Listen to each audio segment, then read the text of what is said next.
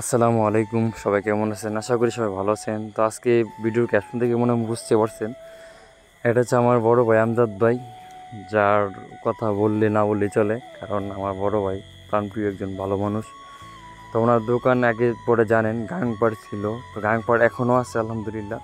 তো এখন এটা হচ্ছে লোকেশন হচ্ছে পুটিয়া বাজার থেকে দেখালাম, চিনতে পারছেন পুটিয়া বাজার, এই যে দেখতে পাচ্ছেন আজকে আমার আমজাদ ভাইয়ের দোকানটা শুভ উদ্বোধন করেন। তো আমি দেরিতে যাই, কারণ দেরিতে যাওয়ার পরে গিয়ে দেখি প্রায় চলে এসেছে, অনেক অনেক খুশি আমজাদ ভাই যাওয়ার পরে আমি। তো আলহামদুলিল্লাহ আমি দোকানের কাছাকাছি যাওয়ার পরে আমি অনেক খুশি হয়েছে যে তুই এতক্ষণ আসলি। আমি বললাম ভাই আমি ব্যস্ততার মধ্যে ছিলাম, তো আপনার সাথে দেখা করলাম এসা। তো আমজাদ ভাইয়ের কাছে আমার খুব ভালো লাগে। তো ওনার আব্বু ছিল সাথে, তো অনেকই ওনার অনেক লোকজনই ছিল পাশাপাশি।